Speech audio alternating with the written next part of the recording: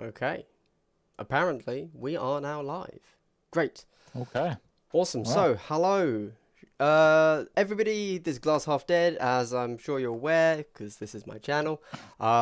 Today, if you can't tell from the thumbnail, the title, and the little gribbly monster that you are seeing on the image right now, we are talking about demons. Something that I would consider a bit of a a bit of a half faction, and I think there's actually a lot of things to discuss in that that are going to be interesting to talk about with the guy that actually knows demons properly. Who are you? Please introduce yourself. hello. I'm Shane. I am one half of I guess one third, kind of the Command Point podcast. Um, I've been playing demons for about a year, I want to say, maybe a little bit less. But yeah, no, I mean, if I had to pick one faction that I guess if I had to pick a main, I play a lot of factions, but it would probably be demons, especially in the event of real life tournaments because we've been kind of stuck online for a while. But demons are they're kind of my go-to. Um, yeah, which is great Okay. because we're going to be talking about them a lot. Yes, indeed. So, Shane from the Command Point, which I always instinctively call the Command Point podcast, but of course you do more than just the podcast. Link to your channel is already in the description below, or you can just search Command Point, and yours was the first thing that comes up for me. So definitely Yes, do that. great. Uh, I will say before we get started that my experience with demons is actually I've never played them. However, my main opponent for all of before for like the 6 months to a year before lockdown, well this year was he regularly played demons. So although I've never played as demons, I know them shockingly well because obviously Hmm. I've had to think about how to counter them and get frustrated at when he makes like all of those 5-up saves when I'm shooting him with a venom cannon. And it's like, well, what was the point of Yeah. this? Anyway, so also just before we dive into the data sheets, everybody, the chat is live. If you want to ask any questions, please feel free. And as Arkan says, they're horror spam. We are going to be talking about Yep. LVO sub factions and commanders later on in this. We are going to be going over the entire faction, possibly also criticizing GW just because that's fun, but just like why did they give us a half faction? What could they have done, and what has the community done to kind of make it a full faction? So, going into the core, the meat of it all, the data sheets. Let's Yes. phrase this obviously at a beginner. So, somebody coming into demons, firstly, Shay, why would they play demons? Why would you play demons instead of anything else? Oh, sorry. Well, Also, just demons aren't a core faction. Let's just explain that. Some of you might be brand new here, and maybe you've just picked up the core book and you're wondering what we're talking about. So, if you buy the annual, or a very, very niche single white dwarf released some point in the last 2 years, but they're included in the annual, you can see demons are a faction that have been included in Kill Team now.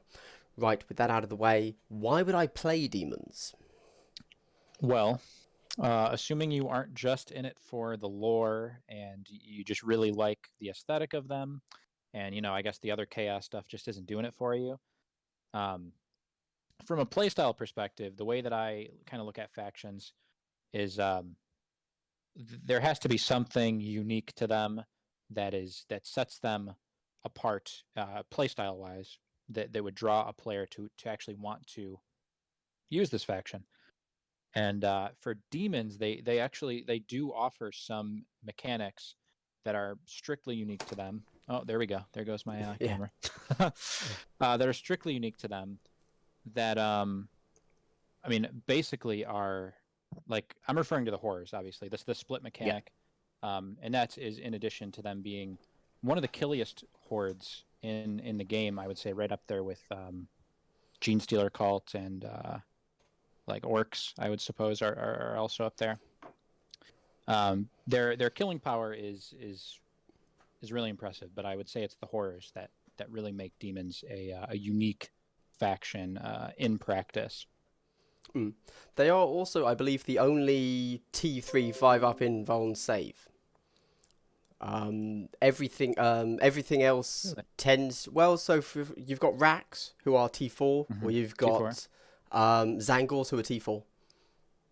Mm-hmm. Yeah, I mean, I don't know if that's some super unique thing, but I've never if you, noticed that. yeah, if you're looking at the demons, they are all T3, with the 5-up invuln, apart from, of course, from the Hoarders that are 4s.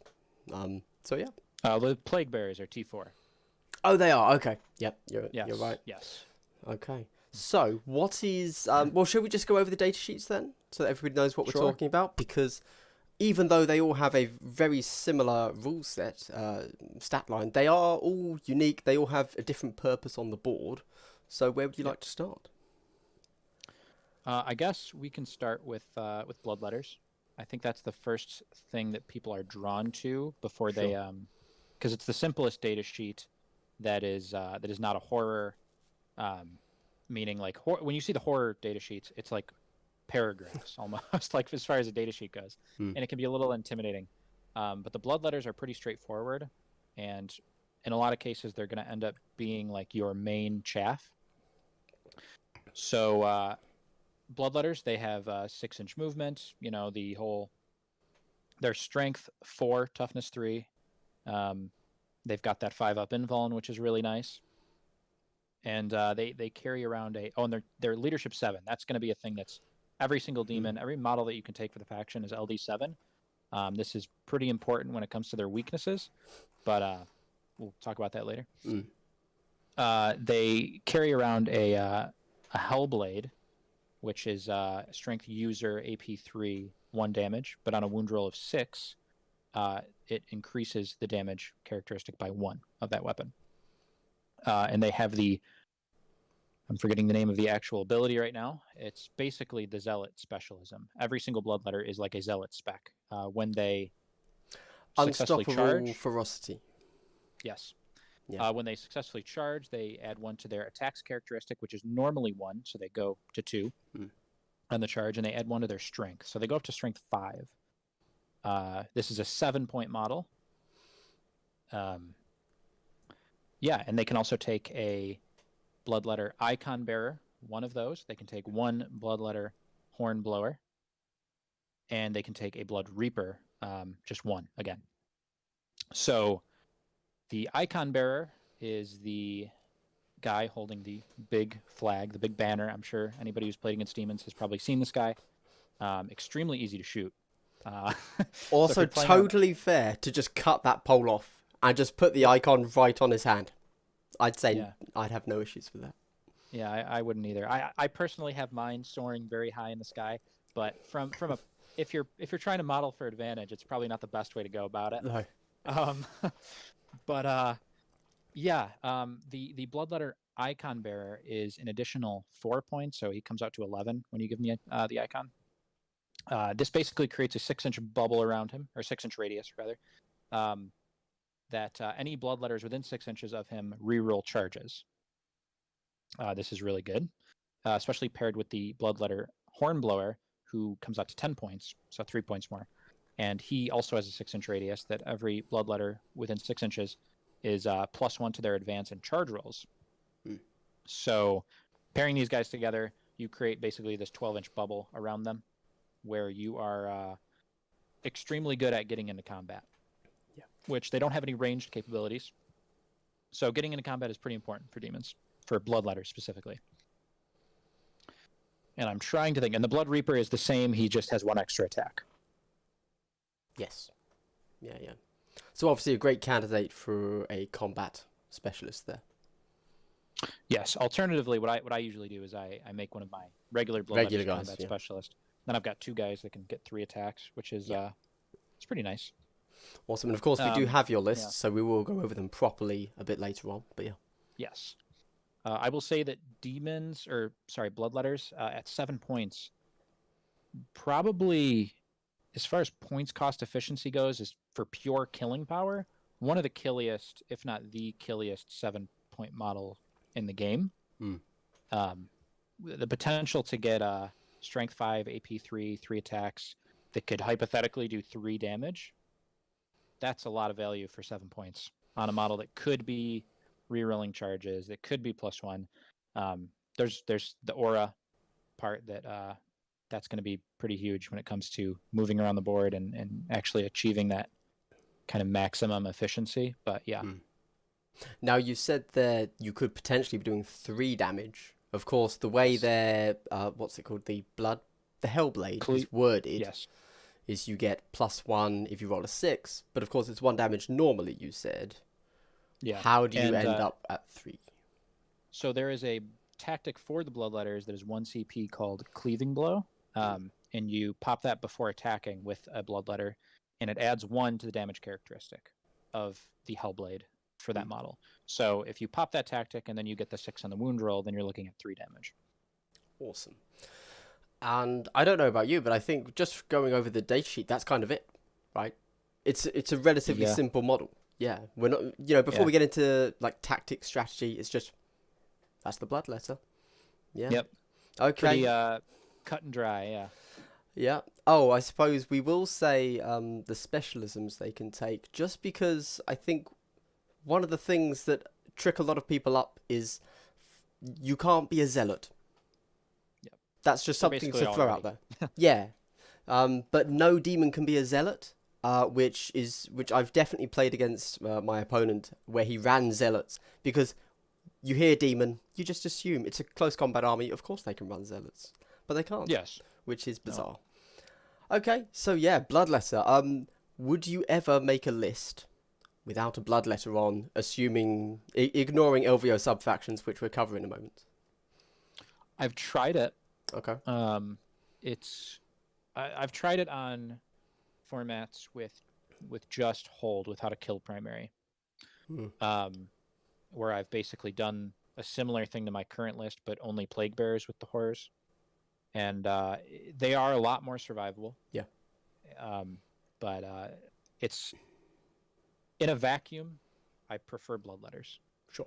Just the pure killing power is pretty nuts, whereas the durability of the plague bearers is good, but it's not crazy to the point of how they aren't as durable as Bloodletters are killy, I guess, is what I'm trying to say. Sure.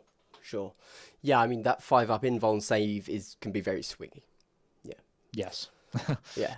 And certainly, being somebody that has gone against these guys, their charge is going to really hurt. And they make amazing charges because of their... Yes. They are undoubtedly going to have both the Icon Bearer and the Hornblower, and they will just get into everything. It's horrifying. Yes. Also, I guess one thing that is probably important to point out about the specialisms, the Hornblower and the Icon Bearer can be a comm specialist. The important thing about this, because demons are obviously not a shooting army, is the 1 CP tactic for the comm specialist, where all models taking leadership tests are basically treated as if the comm spec is within 2 inches of them. Right. This is pretty important because demons are going to be facing situations where they need to not fail those nerve tests. Yes. Which, of course, we'll definitely have to go over when we get to the Horrors data sheet, as that's the interesting one. But do you want to talk to us about Demonets then? Yes. So I feel like every faction has kind of the red-headed stepchild, the black sheep. In my opinion, for demons, it's the Demonets. They are, I guess I'll go over the data sheet. 7-inch movement, so they're a bit faster than the Bloodletters. They are strength 3, toughness 3, 1 wound, 2 attacks. So they get 1 more attack, and they still have the 5-up invuln. Their special ability is that they can, kind of like the Emperor's Children subfaction for Heretic Astartes, they're always treated as having charged in the fight phase, which is it's definitely an interesting ability.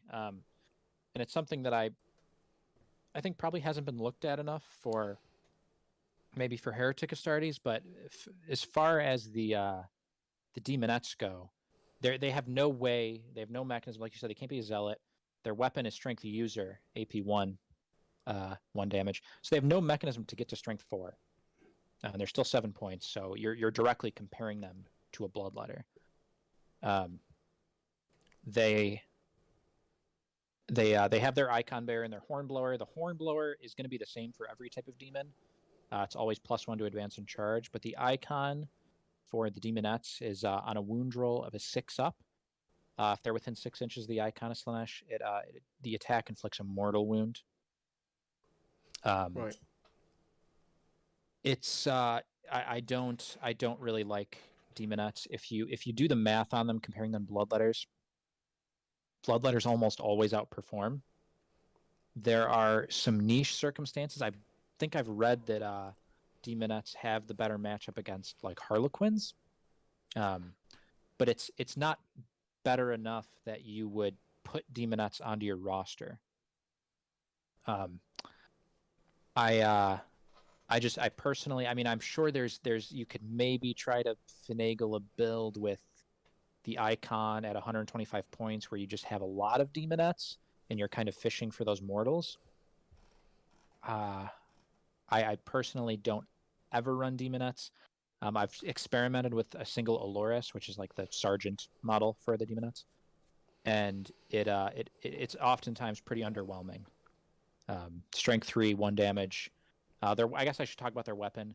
It's just strength user, AP 1 on a wound roll of 6. It's AP 4, which is intriguing, but they get outperformed by Bloodletters, which is they're fulfilling the same purpose. Yeah. At the end of the day, it's not like comparing it to Plague Bearers, where the Plague Bearers' purpose is to survive.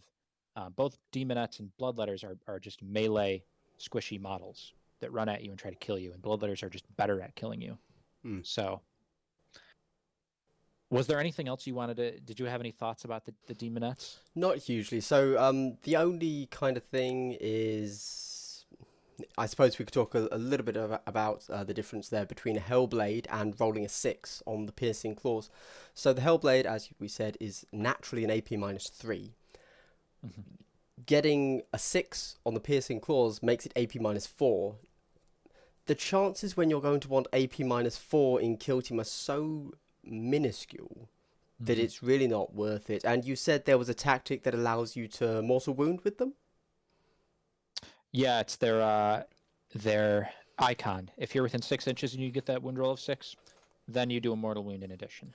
Sure. So if I think that's the I was gonna say I think that's the only way to make Demonets work would be a build kind of focused on that.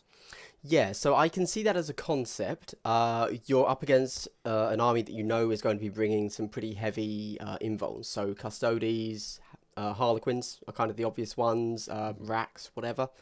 Then yeah, you don't need the AP -3 of the Hellblade, so you're thinking, well, that's wasted points essentially. So I'm going to go all Demonets.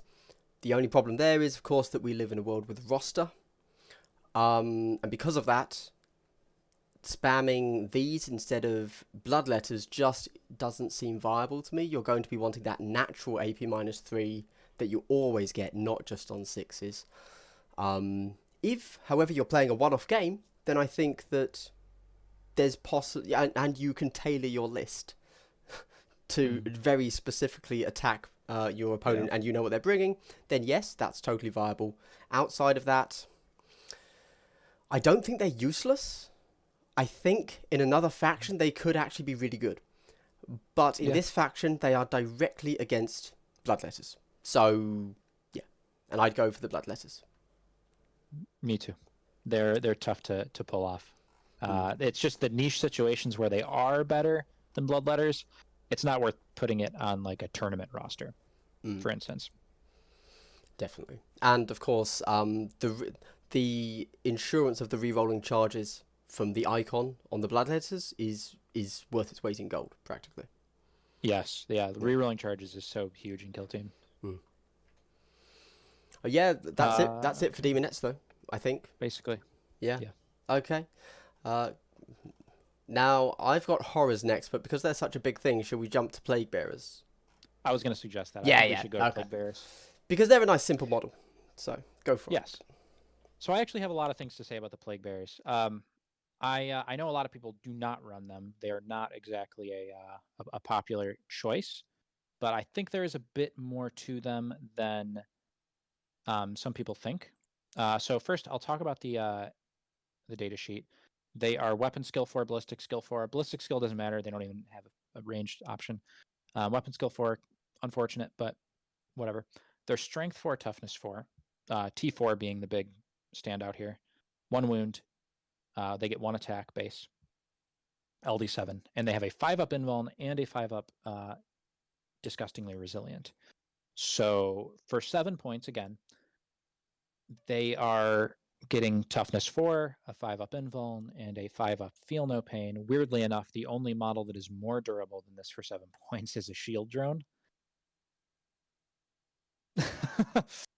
But We don't talk about Tau on this show. no, so. no. we're gonna slide past that. Yeah. It's armed with a plague sword. And do I want to talk about it now or okay, we'll talk about this now because Sure. there is I think the white dwarf that released demons. I think there was a misprint on the plague swords for plague bearers.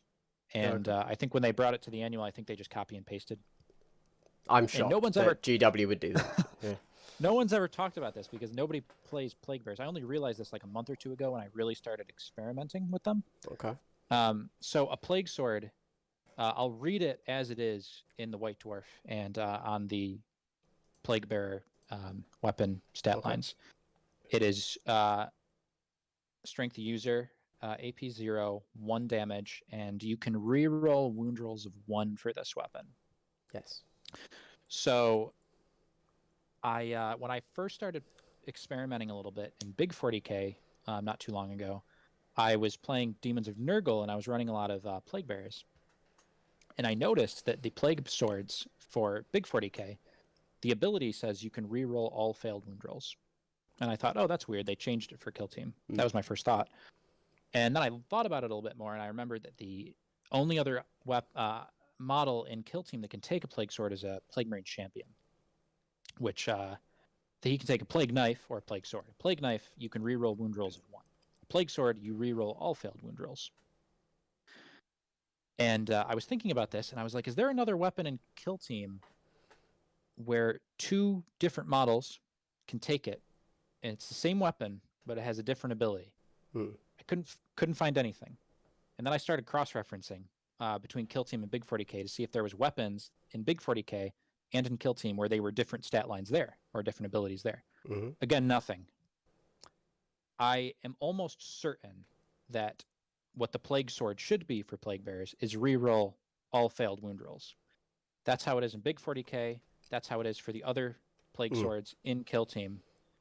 And it makes a little bit more sense for their offensive output. They've only got 1 attack hitting on a 4, strength 4. I think that is how it's meant to be. And no one's really ever bothered to run Plague Bearers and Kill Team, so I don't think anybody's ever noticed this. But I'd put money that that's a misprint. Well, I know a little bit about this. Not specifically about the Plague Bearers, but yes. So in Big 40K and in Little 40K, or Kill Team, something that they have done in the rules, like the way they write rules, is because you know how just everyone's a little bit confused, like what the actual rules are on when a roll is failed, right? So, you know, you can re-roll a failed roll, essentially. Obviously, this isn't saying it here, so it's not exactly one-to-one. But what they have started doing is changing that verbiage from when a roll is failed to you can re-roll anytime. So you can re-roll a successful one if you, for some reason, want to. And that's something they've been seeming to be doing as they've kind of published later and later rules. So it's entirely possible that something that was written, obviously, therefore, logically, Kill Team should have gotten that, but we didn't. And who knows where in the writing cycle of all these rules discussions Kill Team got written, but it's possible that had some effect. And there are a few weapons that are different. Are there? There are, yes. They're probably misprints, so I almost don't want to point them out. However, for example, the Gene Stealer Cult's web gun, in 40k, that's an auto hit. In Kill Team, it's not. Really? I believe the web pistol as well, but I'd have to double check that. I'm sure that's a misprint. Yeah. So let's just move on from that. I think there was another GSC one as well, but again, we're in that weird situation where Gene Stealer Cults got releasing Kill Team before they got their codex in 40k. So it's Ah. possible it's an old rule. Yeah, Who knows? Who knows? could be. But yeah, there you go. Yeah, though. I think that Plague Bear is probably. I was thinking about it because, like, would they nerf that? Probably not. Plague Bears, even with that ability, would still be pretty underwhelming offensively. Yeah, from just what you say there, I would not be perturbed if they changed that. It wouldn't make me suddenly say I'm going all Plague Bearers, you know? Yeah. So anyway, I guess they also can take the icon and the horn blower. The horn blower is the same, +1 advance, +1 charge. The icon of Nurgle is you subtract 1 from the leadership characteristic of any enemy models within 6 inches of any models equipped with an icon of Nurgle. This is weird that they have this. I get that a lot of Nurgle stuff involves leadership across the game in general, but just because Plague Bears are probably the least likely to force nerf tests of all the models, I've never really bothered with the icon of Nurgle. Right. And then there's the Plague Ridden. Same thing, but 2 attacks instead of 1. The Plague Ridden is I always take the Plague Ridden in just about any list because he is the perfect leader for Chaos Demons. Yeah. He's because your other leader options are the Blood Reaper, the Iridescent Horror, and the Alluris. Yeah.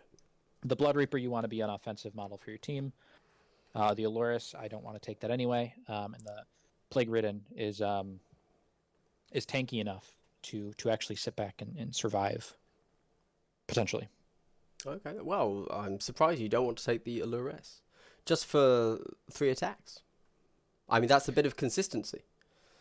It is. But we can talk about that in later, because that was the last data sheet. Sorry, Plague Bearers. Yes. Plague Bearers, yeah. Plague Bearers, yes. I don't know if there's anything else to say about Plague Bearers. I think that it's worth looking at running more Plague Bearers potentially, especially at 100 points where it's easier to break. Mm-hmm. If your models are going to be, swarming the board, and you're not going to be, your objective is going to be holding objectives rather than killing. It's worth maybe thinking, well, I'd rather have the guys that are less likely to die, which Plague Bearers are. Yeah, because of course they get the disgustingly resilient and their T4. Yeah. I mean, it has to be said that if you're running any of these T3 guys, Bolt of Fire is just going to cut you down. The Invuln Aim doesn't really, it's not really helping you. But these guys obviously have a little bit better chance of standing up to it. I think what you say is right. If you're ever making a list for demons, you definitely want this guy, like, just, not even thinking about it, the Plague Ridden is your leader. Unless you're doing something very niche, that's the guy to go for. Yeah. I don't have anything to add on these guys. I think it'd be interesting to talk about, like, bizarre skew lists, and why you would or wouldn't later on, possibly including, obviously, the LVO subfaction. But just as a data sheet, Yep. So, Pink Horrors then? Yes, let's try and format this data sheet a little bit better than the wall of text we're both looking at now. Okay, for anybody that isn't aware, and I appreciate that all 50 of you watching now almost certainly are aware. If you're watching this, you probably know what a horror is, right? The way a horror works is it is a single model that, when killed, splits into 2 models. And then each of those models, when killed, splits into 2 more models. Wait, do they? Or do they split into They split into, when a blue dies, it turns into 1 model. It's called a pair of brimstones, which is where the confusion comes from. Yep. So, in total, you pay 1 for 1 model, which begins life as a pink horror, and then it has a total of 5 models throughout its life cycle, from all the splits and deaths. And just to be completely clear, because I don't know how this works in 40k, but this is a potential question people will ask. I know that in 40k you have, sometimes you have to pay for reserves, even models, even when they're not on the table, like summoning, etc. That's not how this works in Kill Team. You pay for the base pink horror, and everything else that splits out of it is free. You don't have to pay for every model that comes out of it. Mhm. With that said, let's discuss the oddity that is the horror. Go for it. Yeah, so Hoarders are, in my opinion, I think they're the bread and butter. I guess you could say that a lot of the time the bloodletters are going to end up being your main chaff, but I would say the most important part of any demon list is your Horrors and the way that you decide to utilize them. So from the top, there are pink Horrors. There's the icon and the hornblower. There's the iridescent horror, which is like the sergeant, the leader horror. And then there's the blue and brimstones. So a lot of people know how they work generally, but most people don't know the nuances of how you place them and how important that can be. So a pink horror for starters is 12 points. They're the most expensive model that you can get for demons. So I'll start from the top. They are weapon skill 4, ballistic skill 4. They're the only model that can actually shoot a ranged attack. They're strength 3, toughness 3, 1 wound, 1 attack, LD7, and they have a 4-up invuln. This goes for the pink horrors. So they are armed with a coruscating flames, which is 18-inch range, assault 2, strength user, kind of weird for a ranged weapon. So it's strength 3, AP 0, and 1 damage. In addition to this, and this is extremely important, they are psychers.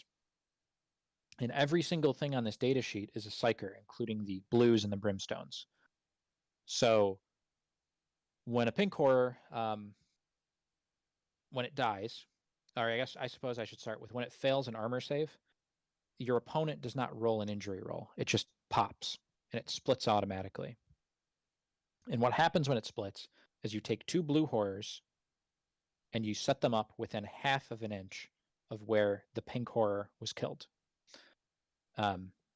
There's a lot of flexibility here, and there's a lot of freedom to do different things with this mechanic.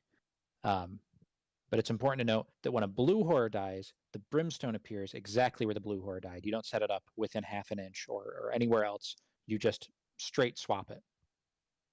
The differences in the data sheets for the blues and the brimstones and the pinks. The blues are strength 2 instead of strength 3. The brimstones are strength 1. And the invuln gets worse with each way down. So the pink has the 4-up invuln, like I mentioned. The blue has a 5-up invuln, and the brimstones have a 6-up invuln. The only other difference aside from this is the brimstones get 2 attacks because there's technically 2 of them. Outside of that, their toughness remains 3 all the way down, which is pretty nice. And they can all cybolt. The blue and brimstones do not get the coruscating flames, so that ranged attack goes away once the pink dies. And there's the icon of Tzeentch, and the horn blower. The horn blower is the same as all the other horns, +1 to charge, +1 to advance. And the icon bearer is it's basically like the icon of Tzeentch that Thousand Sons can take, or Heretic Astartes, where at the start of the psychic phase, you roll a d6 for the model with the icon of Tzeentch, and on a 6, you inflict a mortal wound on the closest enemy model within 12 inches. So yeah, a lot to take in here. It's kind of a wall of text. Blue horrors and brimstones are not, they don't count towards when a blue dies. You don't add that to your total of out of action models for the purpose of nerve tests, and they aren't treated as friendly models when you're rolling nerve tests for models within 2 inches of them. So I think that covers the need to know parts just mechanically. Okay. Is there anything that I'm missing? No, so I think you said everything, but I also think everything in there could be gone into in more detail. But let's keep it light. Let's keep it light to begin with. I suppose one little thing to note is that that little degrading profile as you bring out each new unit with the different strength and invuln save, their toughness remains the same. So they're still a T3 model, which is something I always forget. They're not just they're not weaker across the board. They're still a T3, which is good. Yes. Okay. Let's talk about the well, let's talk about the psychic first, just to make sure there's no kind of weirdness there. A lot of people in elites might now be used to thinking, oh, because all of the core factions are able to Cybolt twice if they have multiple psychers now. That's a special rule for both Grey Knights and Thousand Suns. You can't do that here, but you can cast that Cybolt from any horror, whether it's a pink horror or a pair of brimstone or a blue. They can all be a caster. They can also, but you can only do it once. Throughout your entire kill team, you can do one of them. However, you can, I believe, deny as many as you want. Yeah, you're usually going to have a lot of horrors on the board, enough to be able to deny from different models typically. Each pink horror is essentially 5 models when you think about it. So having 2 or 3, which is like a standard number, is that's like 15 extra models, 10 to 15 extra models, which is pretty crazy, and it's very important to the way that I think you need to use them to be successful in Kill Team. Somebody in the chat asked, when they pop, they lose shaken status. It's a completely new model, so yes, if there's any sort of effect on it, that's gone. And it even calls out that when one of these new horrors is put in, it is never considered to have charged, which is relevant because you can choose to, like, as I'm sure we'll get into in a moment, you can choose to place them in combat. That's a valid placement. And they can fight. Yes. Yeah, so basically they appear, they get to swing. Granted, it's usually pretty weak, but it's something. And that's... But I'd say the most important things that people don't think about, not maybe they don't think about it, but it's overlooked, I guess, is that they are not treated as being out of action for the purpose of nerve tests and break tests. And the placement of those blues when the pink initially dies. Although, just to clarify, the pink does count. It's the smaller guys that don't. Yeah. Yes, the blues and the brims, yeah. So your original kill counts. Everything else doesn't. However, when it does come to, for example, scoring a kill, then the small guys do still count as a kill. It's just morale you ignore them for. Yeah, for the purpose of morale, which is the biggest issue that demons have, for sure. Which we're not quite onto yet. I think there's still a bit more play in the... obviously that's something we have to talk about. But I think the other thing to consider with these guys as... Well, this is kind of part of morale, but they are the only model in Kill Team where you don't get to make an injury roll, which is very unique for them.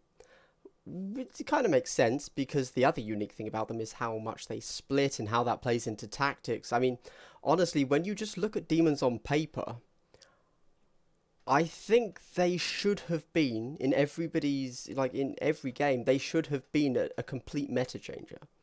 They play almost completely differently to everything else out there, even if purely because of the way Pink Horror is split. But at around the same time, we changed from hold 3 to kill hold, and maybe that kind of happened at the same time, and so we never saw their full brutality on the board, you know. But anyway, yes, that's Pink Horrors. I suppose the other thing to note is they can be demolitions, which is something to consider. Yeah. There is I've done it before with the I guess the little the engine of, you know, the comms bloodletter icon buffs the demo pink horror, and then he gets 2 shots on 4s, and it's like wounding on like 3s or something maybe, because it's still strength 3. And they have an interesting tactic. I guess we'll talk about the tactics after, but you can do stuff with shooting with the pink horror. It happens. I think the final thing to note on them is that the way they spawn the way the blue horrors spawn is you can actually block that spawn.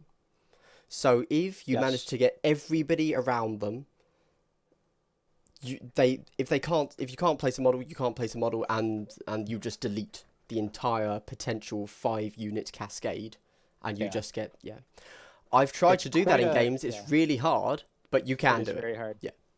It's happened to me. It takes like 5 to 6 models, like realistically, to do it. Again, it's happened, but it's tough. Definitely, definitely, certainly. If you ever have a choice, and you are one of the the pink horror runner, try to not put yourself against a wall, because that makes it significantly easier for them to get you. But that's about it, really. I think that's kind of it. Just looking over the basic data sheets of demons, though. Yeah. Let's jump into. We do tactics, because tactics Yeah. are actually in the book. Sub-factions, etc. are kind of the fan-made add-ons. So Yeah. let's talk tactics. Go for it, because I don't know. The only one I know is like Coruscating Flames. So Yeah. There's only 5 of them, so I guess we could just hit them all. yeah, let's do it.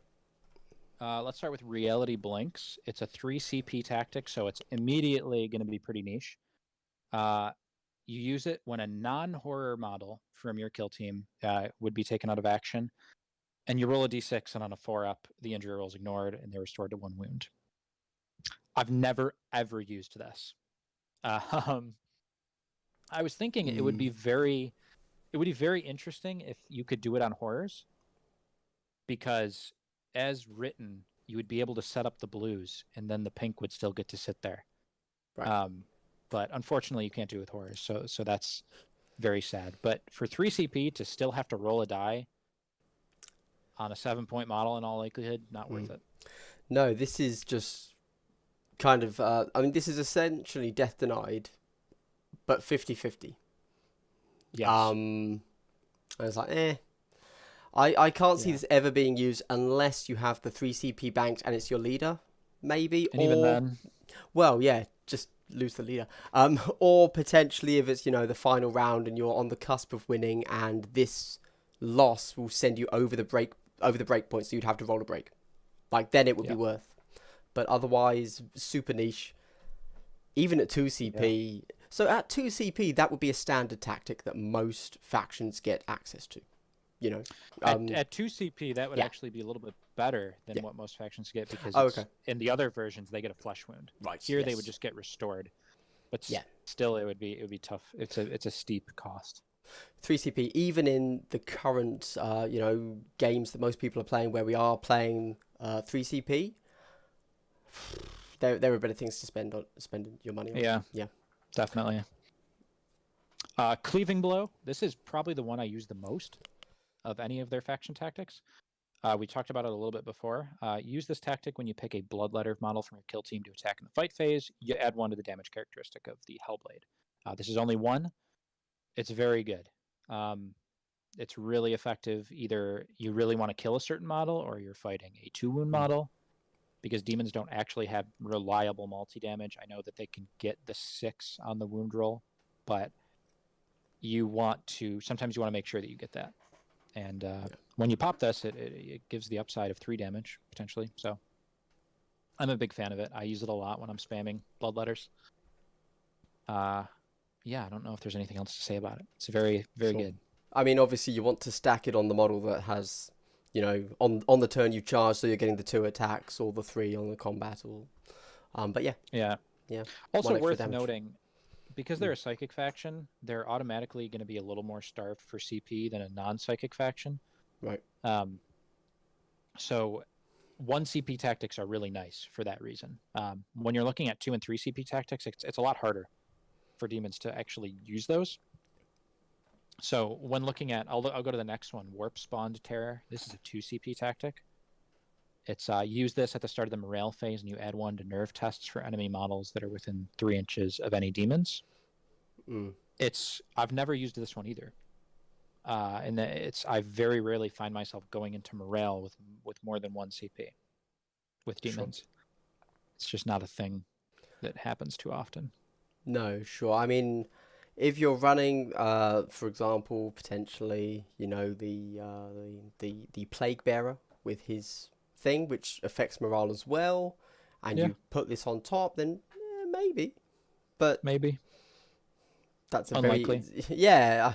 I don't know what game you're playing. I haven't Um, personally tried it. no, yeah, that would be a very odd thing to go for but you would also have to build around it, and it's a Yeah. thing they have access to. Like many tactics in Kill Team, it's kind of a bit of a write-off. Yeah. Next up is Pestilential Aura. This is 1 CP. You use it at the start of the battle round, which is important. You pick one Plague Bearer model from your kill team, and if it's obscured, attacks that target it suffer an additional -1. This would be good if you did it when they got targeted rather than at the start of the battle round. Mm. You do it at the start of the battle round, and then everybody moves, and then by then your opponent might not even have to shoot them. Right. It's very niche. I've used it before, but I wish it was, and they still have to be obscured too. So it's like the Drukhari one, except Yeah. worse in every way. Yeah, that Only seems one. very Yeah. niche, doesn't it? I mean, Yeah. I suppose this is a way to play more aggressively with your leader if you really wanted to. And if you know that the opponent isn't AdMech and so can't just remove that obscurity, then maybe. Yeah. I've only ever used it on the leader. He'll Sure. be sitting on a back objective, and I know my opponent might want to shoot him. So, yeah. Okay. And the next up is Deadly Dance. This is the Demonet tactic that they get. 1 CP. Use this before making a charge roll for a Demonet. You roll 3d6, sounds nice, and then you choose the 2 highest. Or I guess you don't choose the 2 highest, you pick 2. So it's not like a Harlequin where you roll 3d6 and add them all up. It's you actually roll 3d6 and you choose 2 of them. It's okay. Sure. Yeah, I guess. If you're running Demonets, I've heard rumors of people trying to do like the Demonet Hornblower with a veteran spec and trying to get like a crazy turn 1 charge or something. Okay. I mean, At the end of the day, it's still sure. a Demonet. Yeah, I mean, I suppose if you're going into a T3 army, or perhaps, again, just thinking of use case scenarios here. I'm not saying you should really build for this, but certainly I've had Eldar do a similar thing to me, where they will spend a veteran, and then they spend a CP to get a 6-inch advance, so they can get all the way across the board, like turn 1, to get like, it's not line breaker, is it? Recon sweep. Turn 1, and it's like, oh, okay, but perhaps you could then counter that very deliberately with yours, but yeah, sadly not. Last one is Mutating Fire. You use it when you pick a horror to shoot in the shooting phase, and until the end of the phase, the armor-piercing characteristic of the Coruscating Flames goes from 0 to -3. I've used this before. Again, it's like that really weird, kind of inefficient engine with the comms bloodletter onto the demo pink horror shooting an obscured guy using this tactic. Yeah. I've killed things with it before. I wouldn't lean on this though. It's very niche. Sure. I think. I mean, AP -3 is really good. It is. Like that's a game changer if you're up against Marines, but you have to get the hit. And you're naturally a 4-up, are you? Yeah, 4-up ballistic skill. So chances are you're a 5-up. Let's be real. Yeah. Well, you get the comms, so let's pretend it's 3. Sure. And then if you want to get that demo buff, they got to be obscured anyway. So we're going back to force. Yep. And then maybe you're wounding on 3s. If it's against T4, which are the types of models where AP3 is going to be the best against usually. Yep. Then you're wounding on force, and then it's AP3. Yeah. It just on paper it looks nice. AP -3 is really good. Yeah. But when you actually run through the numbers, it's you'd if be better. If Coruscating Flames were strength 4, this would be. I'd look at this a lot more. Sure. As it is, the shooting from demons is just very. Well, I was gonna say hit or miss, but yeah, quite. It's usually just miss. Yeah, yeah. Certainly, when I've played against demons, originally I'm quite scared. I'm like, oh, don't forget they do have shooting. But as I've gone into them more and more, I'm like, I'll take it. It's fine. They can shoot. They can shoot. It's fine. Yeah, let them. Yeah.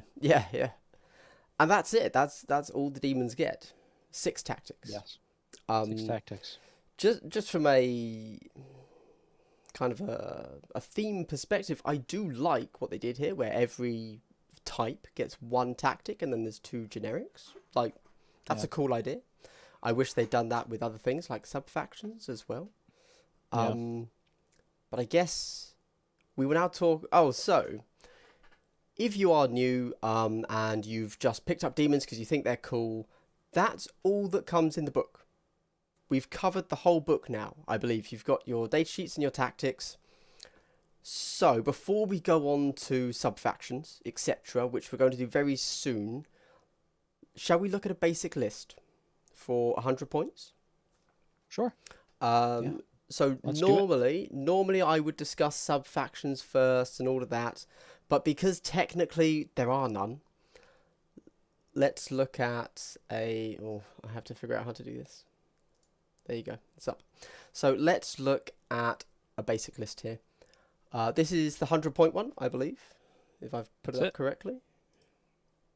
Good stuff. And hello to Eisenhorn and Noah Becker in chat. What's up? Feel free to ask any questions, anybody. We've gone over the basics. We're going to very quickly go over a list here so that you can see the things you're going to build and what you might think about putting together a list. Once we've done that, we will then go into sub-factions. Then we're going to look at some other lists at 1 to 5 and also talk about a bit of commanders. So this is your list. Tell us what's happening here. So this is 100 points. I haven't really gotten to talk about this part yet, but my experience with demons has been they are much, much better at 125 than 100. Like, significantly. I think they take one of the biggest power bumps from that points increase. That being said, they're not, I wouldn't say they're bottom tier or anything at 100. They're still solid. They can do work in the hands of a good player. It's so right here what I've got the Plague Ridden Leader. We probably already figured that out, hearing us talk about it earlier. I've got the Bloodletter Combat, a Bloodletter Icon Bearer with the comms, and a Plague Bearer Veteran whose job is basically to sit on back objectives and hold something in the event that you break, which, spoiler alert, at 100 points you're probably going to break. It's after that we've got 5 Bloodletters and a Blood Reaper, so you have 8 total Bloodletters basically in this list, including the combat and the icon, and then 2 Pink Horrors. So basically 10 Horrors on top of all this. Okay. So this is 12 models. Ideally, if I'm playing demons, I want to be able to have both the icon and the Hornblower for demons, or for the Bloodletters. But taking both it's usually going to bring you below 12 models, sure, which is not a threshold that you want to be at. 12 is rough enough at 100 points. So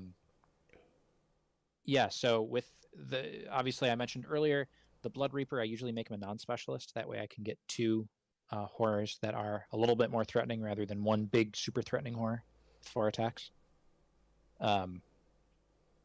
The Icon Bearer is a comms in the event of mass nerve tests. You have a lot of killing potential from your Bloodletters. Hopefully they're going to be able to get into combat because they are rerolling their charges, ideally.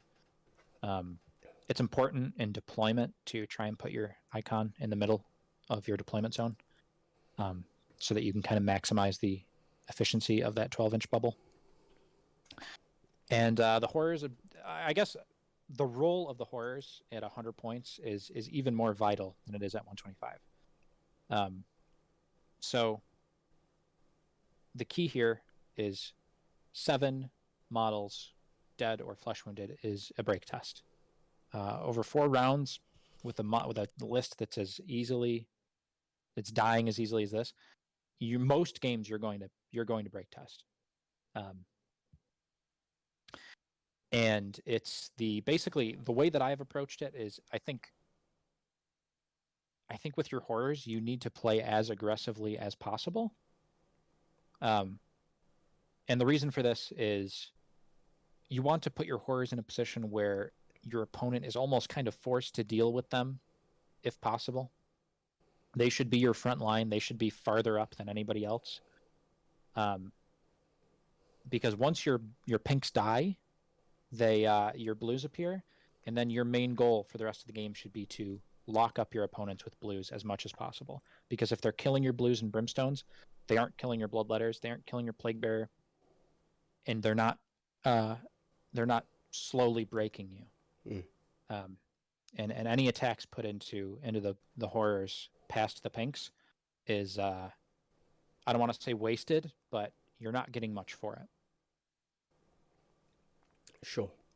Yeah, I think tactics-wise, let's talk about the horrors a little bit just quickly. So, in my last interview with Emmanuel last week talking about orcs, one of the first things he said was you've got to be happy to pick up your models and take them off the board, which is very true with orcs. It's kind of the same with horrors, but even more so, you actively want them to die first.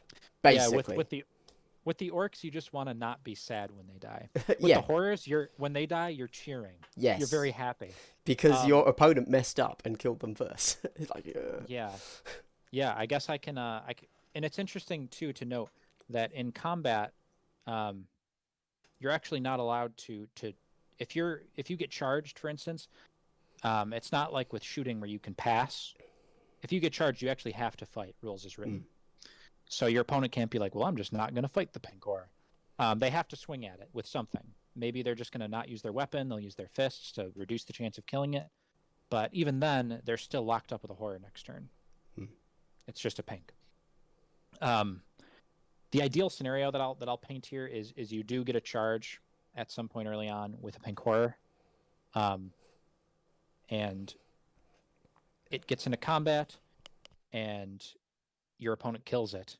What you want to do, ideally, is set up one of your blue horrors in combat with those two models, or with those enemy models, and the other blue horror, you want to set him up outside of combat to set up next turn for, first of all, the blues get to fight immediately, and second of all, you want to cycle charge.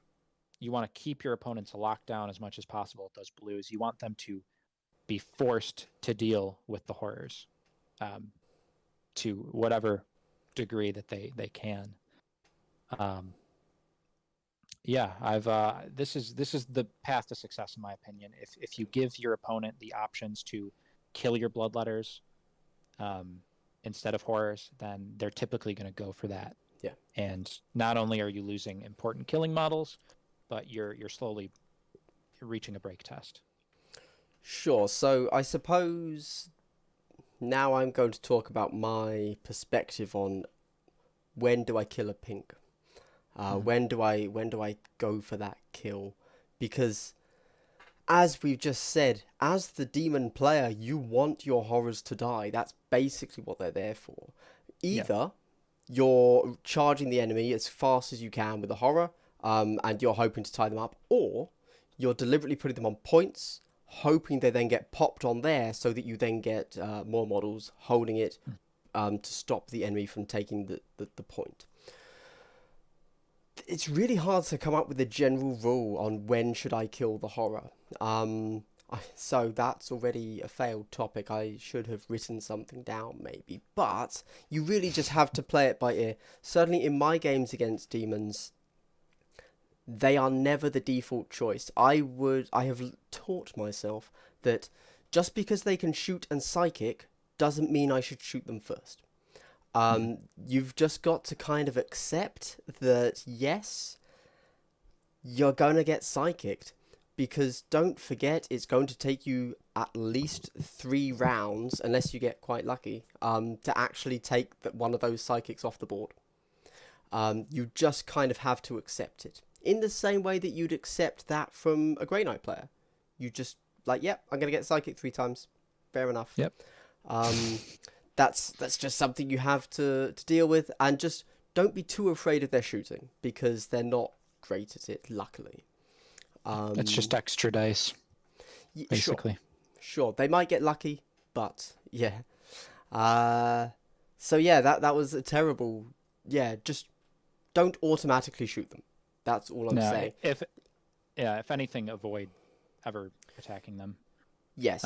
Because you're not getting rid of the Cybolt. The blue can still Cybolt. Yep. You're creating more activations for your opponent, which is really important. Mm. And I guess I kind of glossed over this, but there's always the classic situation where a pink horror charges a model on an objective, and then the model kills the pink horror, and suddenly the demons are holding that objective because they have 2 models to 1. Yes. If you can set that situation up, do it. Yeah. I think that's how a lot of people thought demons would just be, or horrors would just be used to begin with. Just stick one on every point, and that's one model that your opponent kind of can't kill. Otherwise, they lose the point. But eventually, you have to kill it. It's a real tricky problem. But I suppose on the flip side, of course, they are easy to kill. And these days, we do tend to play hold kill. And getting those kills, it's the only model that doesn't have an injury roll. So, yeah, really, really good to get the kill. But, yeah. So that wasn't the most directed answer I've ever given. But, if you have the option of killing something else, do that first, basically. Yeah. I guess, long story short, at 100 points, you're, as a demon player, you're going to hit a break test. It's just going to happen. I've played games where my opponent is getting diced the entire game, and I'm still taking a break test at the end of round 4. It's kind of inevitable. On the contrary, I've played entire tournaments with demons at 125 points where I didn't have to take a break test the whole tournament. Right. It no longer becomes a given. Whereas at 100, you just have to prepare for the worst because it's going to happen, and it might screw you over. So, yes, yeah. I suppose we should talk about the morale, shouldn't we? But we'll do that now. I was going to say we should save it for the LVO sub-faction chat because obviously there's something in there, but we'll talk about morale first. Exactly as you said, I just want to agree with you there. I played against, so when I went to SoCal this year, whenever I went there. Last year. I don't even know. Sometime in the past. No, it was this January. Yeah. I went there. I had Necrons. I went against the legendary, horrifyingly scary horror spam list. And I just won. It was like a point in it. How did I do that? I don't know. I think he broke. That's how. There you go. Yeah, it's yeah. It happens. Even at 125, that's only 10 horrors. So you kill 6 pinks, and that's a break test. That you can do that in 1 turn. Yes. You could get the break test turn 1. Yeah, and then once he breaks, all of his units essentially just break, and then then he wasn't holding. It was genuinely, I believe, a final turn win because essentially he had the board, then he broke, then I could actually get on objectives and take them, and that's what got me the win. Yep. And as we all know, there's no way around that in Kill Team. There is no way to retake a break test. Unless you're Dark Angels, which we're not. So yeah. I guess we're kind of done with the beginner stuff now, but somebody has asked a question in chat, which I think is an interesting question. But I've lost it. So, was it the charging one? The charging question? No, not yet. Are there any teams that outperform them at everything? Which I think is a nice, easy question. That no, I think Demons are a really unique team. They're one of the few. So as I mentioned at the start, they're the only T3 5-up invuln save army, which is unique in itself. They are relatively cheap. They do some amazingly good killing in the Bloodletters. They're one of the few teams that have a Psyker. And Horrors themselves are so unique in Kill Team, the way they split. I know that I've certainly heard Beerenid, among other people, say that Pink spam is like breaks the game because on paper it's so good, you know. Mhm. Obviously, then on paper you forget to add morale to the equation. But yeah, Yeah. apart from that, it's really good. So no, they are a very unique team. With some They other are. factions, I could point at others and say, well, you know, you might as well play them. They're kind of just better all round, really. But no, I think demons are very much a thing. You said something about a charging question? Yeah, somebody, I'm looking at chat. Daniel CS asked, if someone kills my horror during Overwatch, where do the new horrors go? Oh, Where the dead okay. horror started the charge, or where it died? It's where it died. Okay. Yeah, that's it. So, like in a point blank Overwatch situation, I'm assuming he's asking. Like I come around the corner and then you shoot me. The blues are gonna go there. I guess that's the Right. only situation where you're gonna die elsewhere when charging. Sure. Otherwise, they die where your model is before the charge is made. So Yeah. yeah. So it's not like It's not like, let's say you rolled a 10 on the charge, because technically Overwatch happens before you roll the charge. So they haven't actually charged, but when they die at that point. Yeah. Yeah. Okay. Cool. I think that's the basics of horrors. Done. Uh-oh, there goes my mic well, again. there you go. Yeah. Only Right. twice now. Number 2. And I will put up our little pink horror mascots there. They might be blue. I'm colorblind. I don't really know, but they're back on screen, so that's fine. Okay, shall we talk about LVO subfactions? I think they're very important. Shall Yeah, we cover them? It's worth Okay. talking about. Yeah, definitely. So far, yeah. well, let me just set it out there. So far, everybody playing Kill Team has pretty much accepted that Kill Team Stream, who kind of put together his own pack for LVO, has and created a series of sub factions for the what I would term limited release armies. So the Galapox, the Elicidian Star Striders, Kroot, Sisters of Battle, and Demons, I believe. And Sisters of Silence now, I think he's Oh added yes, as well. you're right. But... Yep. And so for all of them, he took the 40k Codex, had a look through it, and added 3 for each, I think, sub factions, kind of just lifted straight from the Codex, essentially. And the way he did that for Kill Team was he took one sub faction that affects every model. Hold on, I'm phrasing this terribly. He gave you a sub fact. If you run Monogard, but that's a technical term. If you take all of the same model, you can use a sub faction. That's essentially how he's done it. And at first I was really confused by this because I think it creates very weird play. But actually that's quite faithful to the 40k Codex. That's why he did it. Yep. Which was like, fair enough. You know, better to stick kind of to what GW says, even if it's for another system, than to just go off the rails, I think. So, do you want to run us through... Oh, sorry, and also, I think this has been widely accepted now. I don't think I've heard of a tournament that's not running LVO sub-factions on the internet, basically. Yeah, Nova doesn't. Yeah, but Nova doesn't count. Yeah. I don't know if they do it in Spain either. Some do. I don't know. Oh, okay. I thought they did. Okay. Yeah, it's all the Kill Team Stream ones for sure. So SoCal, LVO, Yeah. BAO, whatever. Yeah. Okay. Yeah, do you want to tell us what they are? Yeah, so there's 4 of them, obviously, four demons. 2 of them are intriguing. 2 of them are not. I guess we'll start with the intriguing ones. So the one that everybody looks at first is the Pink Horror one. So this is Zinch, assuming you're taking all Pink Horrors, which at 125 points is 10. Then if you do this, all of your Pink Horrors have +1 leadership. So they become leadership 8. So they're breaking out a 9. They don't sound like they take flesh wounds, so don't have to worry about nerve tests other than 1 you break. So this was like a gatekeeper, considered a gatekeeper going into LVO when they were first released, if I'm not mistaken. A lot of people were really worried about this. It's basically the idea being you have 10 Pink Horrors, that's like 50 Horrors, and you just flood the board.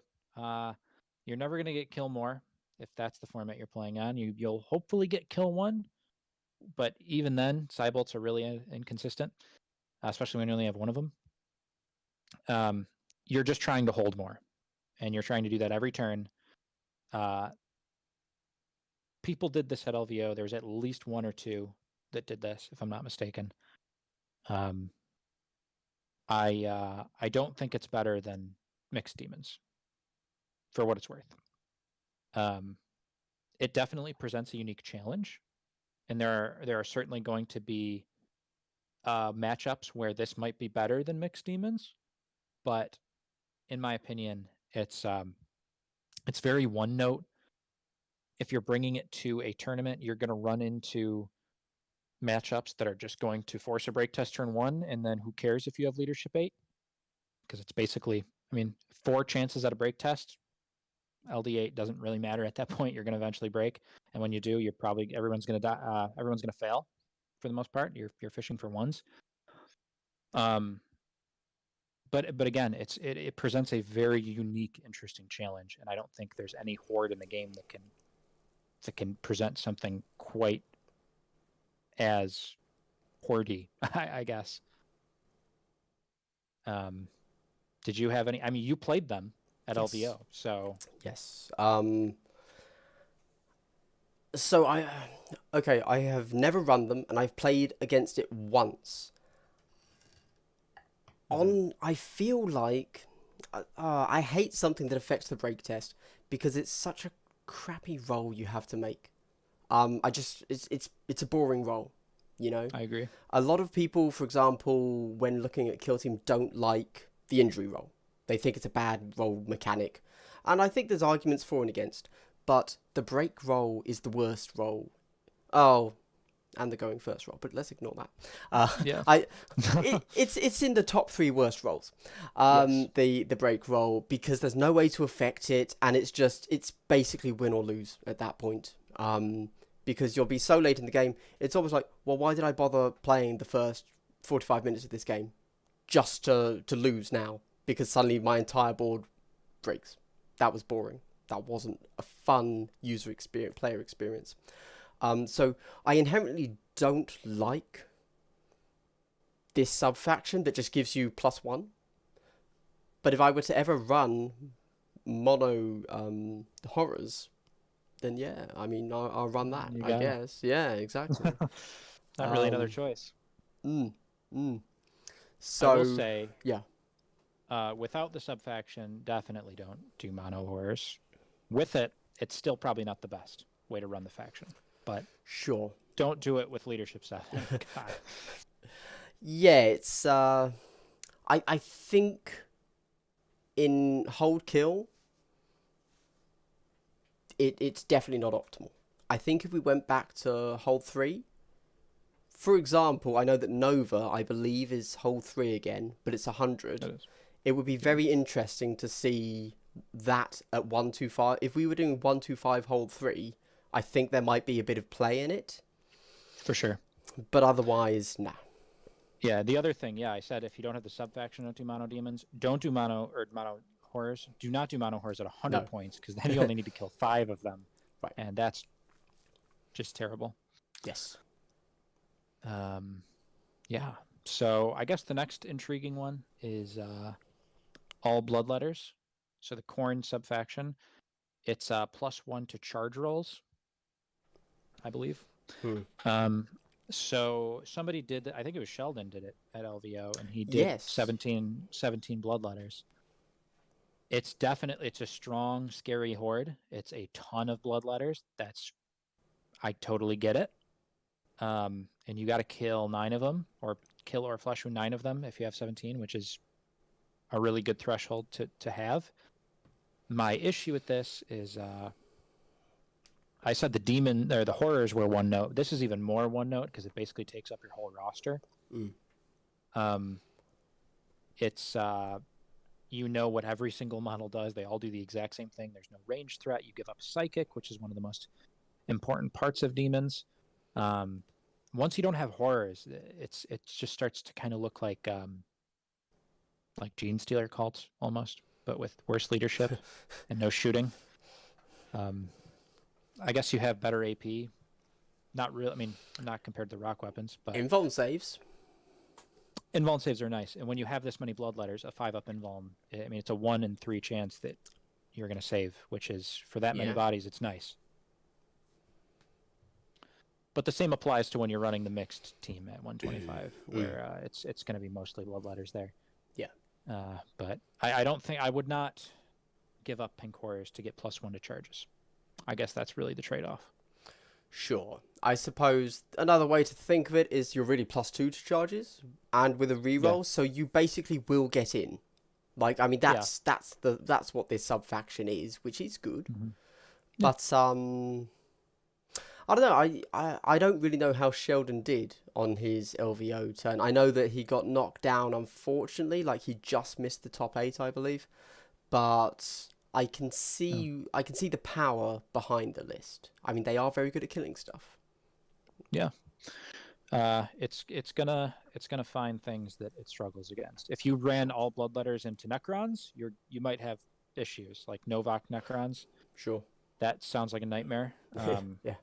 And with enough shooting too, it can be pretty scary. I once tried to play back when I was really getting into demons, and I was playing against Ryan all the time. He bought a Tau team, and he actually was running Tau Sept with a lot of gun drones. And let me tell you, that was difficult to play against. I felt like I couldn't do anything. Yeah. Yeah. Yeah, of course. I mean, the strength 5 0 AP, they're wasting no efficiency on you. Yeah. Yeah. Yeah. So again, monofaction, we're not yet recommending it, but maybe the next one will change it. It gets worse from here. I knew the answer was no, but yeah. The Plague Bearer, the Nurgle one, is plus. It's another leadership penalty to enemy models. Basically, it's similar to the Icon. It stacks with that, and which hypothetically it would stack with the tactic as well. It's hard enough to get that Icon to be useful with when you have other non-Plague Bearer models that can potentially do flesh wounds.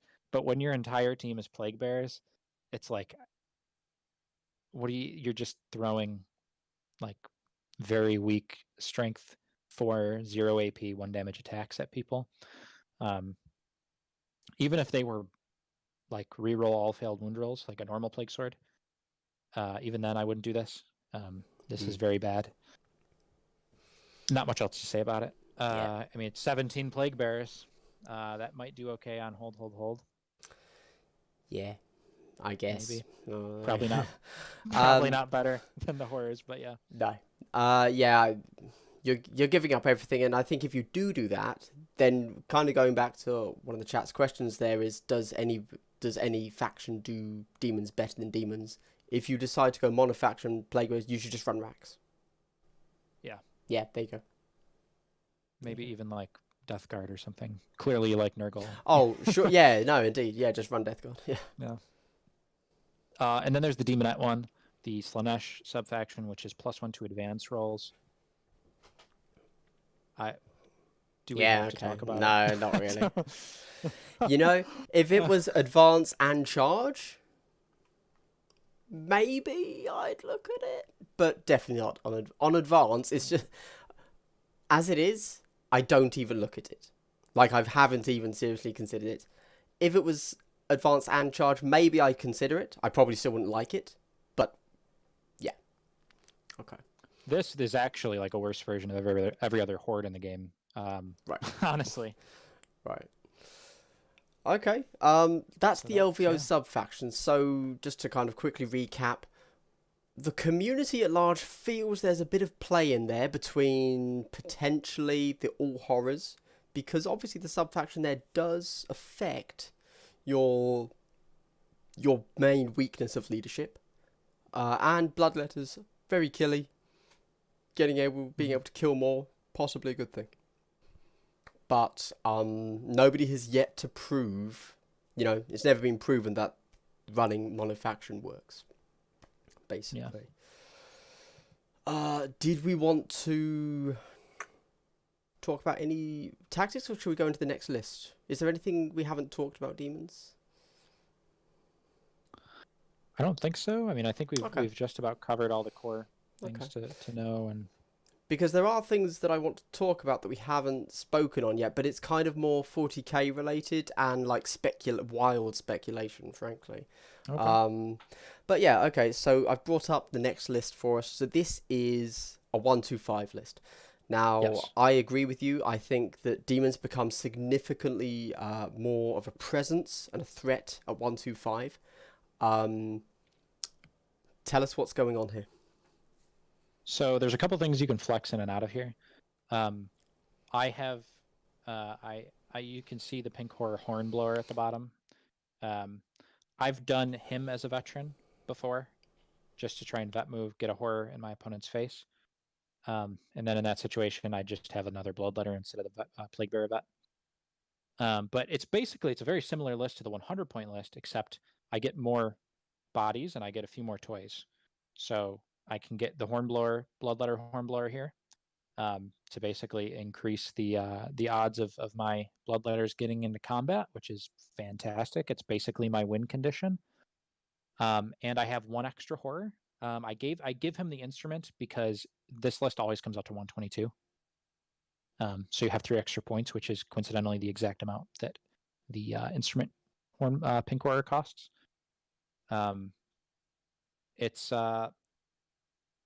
It is very nice to take demons at 125. If I wasn't at LVO, if I was, this is basically what I would have ran. I was really disappointed because we had like 2 or 3 demons at LVO, and they all did the LVO subfactions, which I get. They were kind of new and fun at the time, but I think that something like this would have performed much better at LVO. With the way those positionals were, I think it would have been very, very good. Yeah, it's I believe it's 14 bodies. So at that point, you're looking at 8 models need to go out of action instead of 7. That's a pretty big thing. I think 3 pink horrors is the way to go generally. Although there are some, it's worth talking about comparing it to pink horror spam. There are big diminishing returns on pink horrors after you have like 3 or 4. I mean, 3 pink horrors, that's 15 psychers. And they don't have much killing potential outside of the psychic phase. A 4th pink horror, that's just 5 more psychers. You're still only getting 4 Cybolts. I think with 3, that's plenty. I think you can even get away with. I've considered dropping the hornblower pink horror for 2 more bloodletters, but then it just comes to 15 bodies, and I'm still breaking at 8. So I tend to prefer to just have another horror on there. Okay. I guess only other thing to consider is if I'm playing on arena at this with something like this, like doors open arena, like BAO, the pink horror hornblower is always going to be there as a veteran spec because I want to get him in. I want to plug a hallway or something with a pink, because once a pink plugs a hallway, you can't just kill it and unplug the hallway. Yeah, it stays pretty much stuck. Sure, it's kind of doing the same thing that maybe a Terminator at 45 points does, but it's 14, 13, yeah, 15 points, and it's doing a better job of blocking the hallway because it can't really go away. Yeah.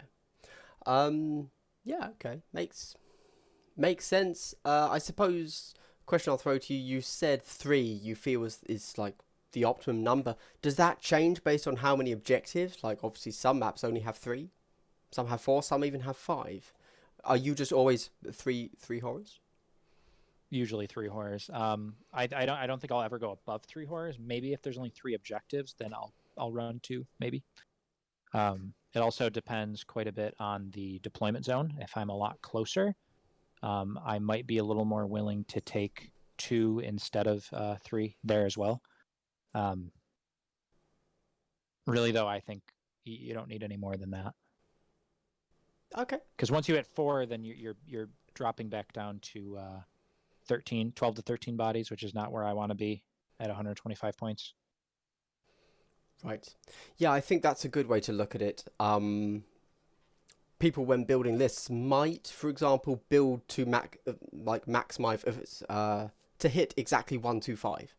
Like, you know, they might drop a model to put in kind of a piece of war gear on another model that costs the same amount, or on two other models. But if you're then dropping below a certain model count, which makes you easier to break, that's something you really want to consider. So, and obviously with horrors costing so much, that's something to think about. Awesome. Okay, that makes sense. Some people in chat are talking about the possibility of adding other data sheets, and that was what I wanted to touch on after we've gone over the next list, which is commanders. I think it's commanders. So I think so too. Yeah. So the way demons work is, as we mentioned, they don't have any commanders. We went over the data sheets. It's 4 data sheets. There are no commanders. They also don't get sub-factions, and much like the community fixed sub-factions, the community has also fixed commanders for them. They now have access to, I want to say, 3 commanders? 4? In the packet, the Commanders International one that just came out, I think it's like 5 or 6. Oh, it might be, yeah, because they get access to any commander that has the demon keyword. So you're looking at Greater Possessed. That's the only one I can think of off the top of my head. You'll also get Master of Possession, Zangor Shaman, and probably others. I assume Chaos Sorcerers. Some of the sorcerers, I believe, are in there. So see, for me, I don't want to take a non-demon in my demon team, just from like a fluff perspective. Really, it feels wrong. Yeah, it feels wrong. I feel like if I'm running Chaos Demons, then I have to commit to it. So I really limit myself to like the Zangor Shaman and Greater Possessed. It doesn't hurt that I think the Greater Possessed is kind of a better option anyway. So okay, so here's my law of reason. I really like the fluff idea of your commander being the guy that summoned all of these demons, and he's like, I'm into that. I'm into that. But I won't argue with your interpretation. That's fine. I get it. I definitely get it. So, do you want to give us a quick rundown of this list, and then we'll come back to commanders in general? Or I suppose we should do commanders in general first, actually, shouldn't we? That makes a bit more sense. Yeah. So they don't have commanders. Yes, of course. Indeed. We've had to the new commanders packet that's come out has given them the option to take some of these. I feel like eventually they will get commanders, because there are a lot of cool characters that demons get in Big 40K. Like some of the Nurgle ones I love them. Like my personal favorite Nurgle commander, I guess, like HQ model in Big 40K is Sloppity Bile Piper, who is for anybody that hasn't seen him, he's basically like he's a plague bearer with like a bagpipe and like a kilt, basically, and he runs around and he helps your team on leadership, and his name is funny to say. Yes. And there's also the Pox Bringer, which is like a plague bearer who's a psyker, and he's a bit stronger in melee. Yeah, those are 2 that I would love to see. I haven't really looked enough at Big 40K, but those 2 I would, please, GW, give me Sloppity Bile Piper and Kill Team.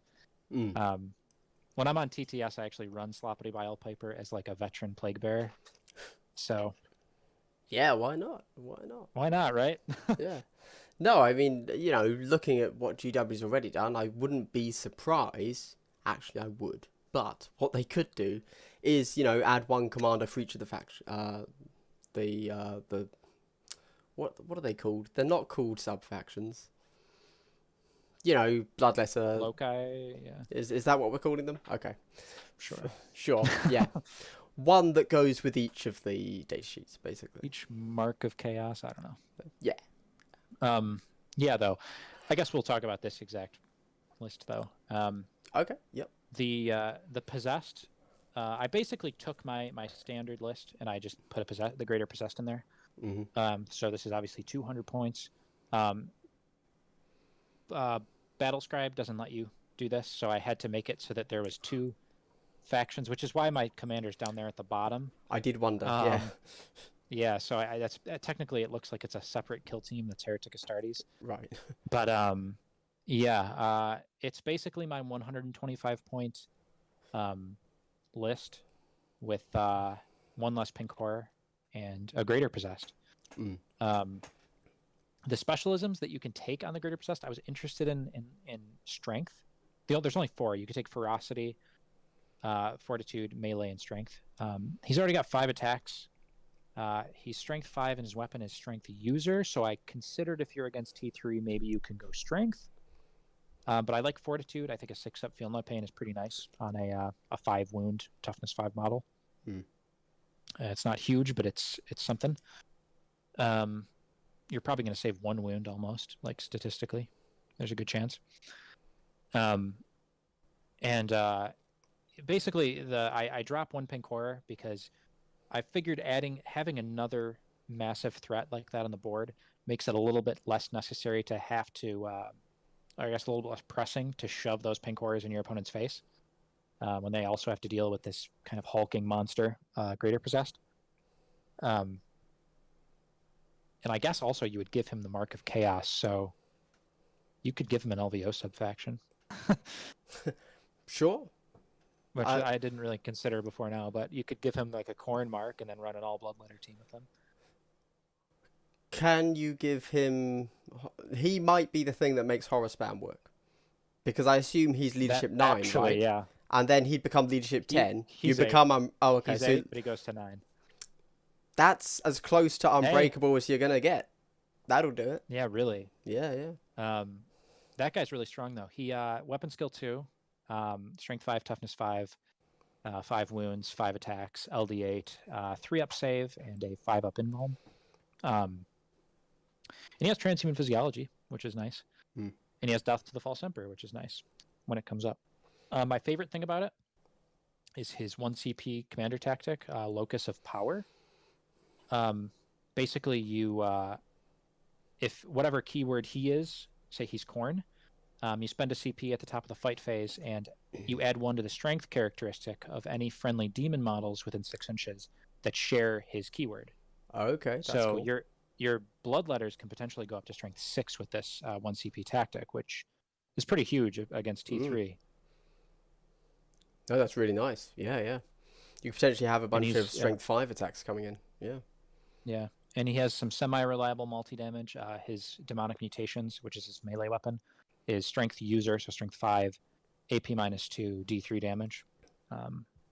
It's the only way you can get multi-damage without having to spend CP for it. Nice. Okay. Yeah. I suppose, sticking to the commander's thing here, obviously I haven't come up with a list for this because, again, I don't actually play demons. But just kind of a general note, one of the guys that they can take is the Zangor Shaman on disc, who is just pretty good. He's just a pretty good commander. I think that particular commander does play better into Thousand Suns. But now that I've just said that, maybe I'm lying. But if you were to take a Zangor Shaman, potentially you could then... So don't forget, you can still only cast a single Psychic model.